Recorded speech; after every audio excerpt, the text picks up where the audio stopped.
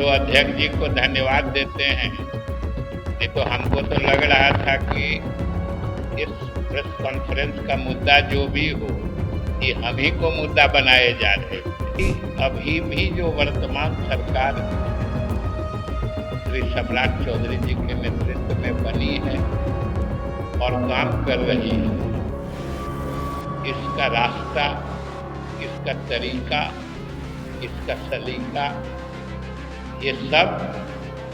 नीतीश कुमार जी के द्वारा जो तय किया हुआ था,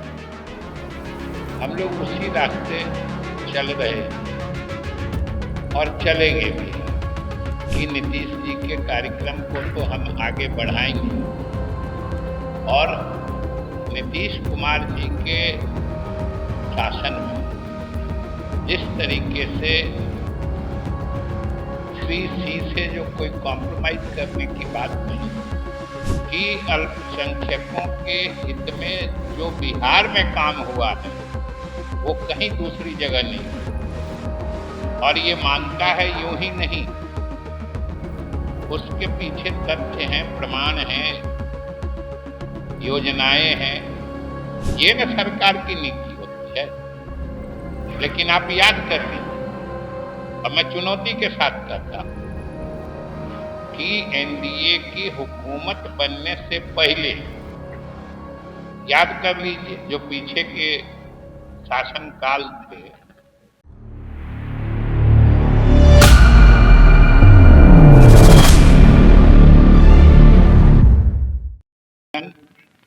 यहाँ उपस्थित सभी मीडिया के साथीगण,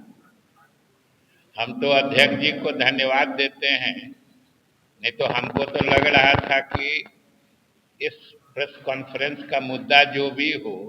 ये हम ही को मुद्दा बनाए जा रहे थे, हम ही को बोले जा रहे हैं। इसलिए इनको धन्यवाद देते हैं कि बीच में छोड़े बात को, जो कुछ हम लोग आपस में बात कर पाएंगे। साथियों,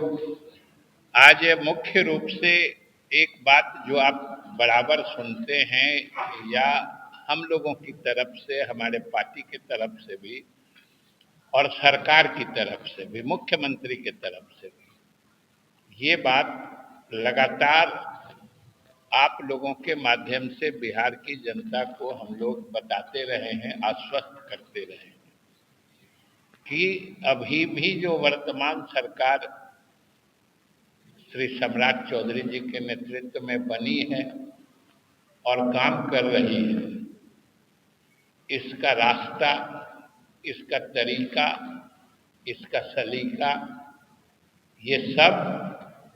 नीतीश कुमार जी के द्वारा जो तय किया हुआ था, हम लोग उसी रास्ते चल रहे हैं और चलेंगे भी आगे। और आज खास तौर से हम आपको जो मुख्यमंत्री जी का वक्तव्य बाहर भी आया है, विश्वास मत के दौरान उन्होंने विधानसभा में भी अपनी बात रखते हुए कहा था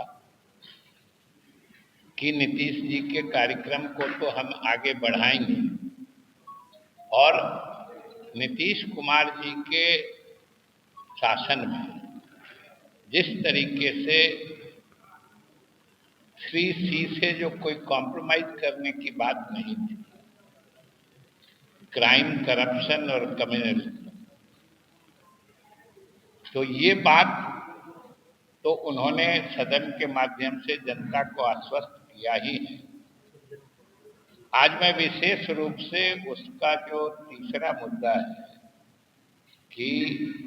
अपराध और भ्रष्टाचार के साथ सांप्रदायिकता पर भी जो सरकार की जीरो टॉलरेंस की नीति है, ये ध्यान देने की बात है। क्योंकि बराबर इस बात को, इस मुद्दे से खेलने की और इस मुद्दे को भड़काने की कोशिश हमारे विपक्ष के साथी करते रहते हैं कि हमारे मुख्यमंत्री जी ने स्पष्ट कह दिया है कि सांप्रदायिकता पर भी जो जीरो टॉलरेंस की नीति नीतीश कुमार जी के समय में चल रही थी,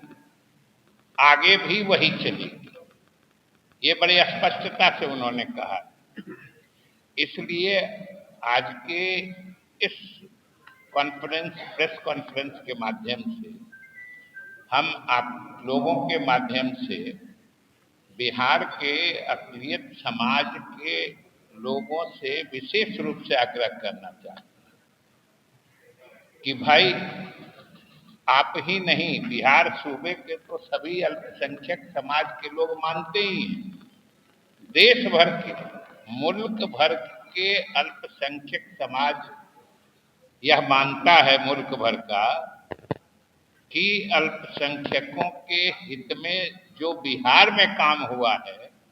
वो कहीं दूसरी जगह नहीं हुआ। और ये मानता है यूं ही नहीं,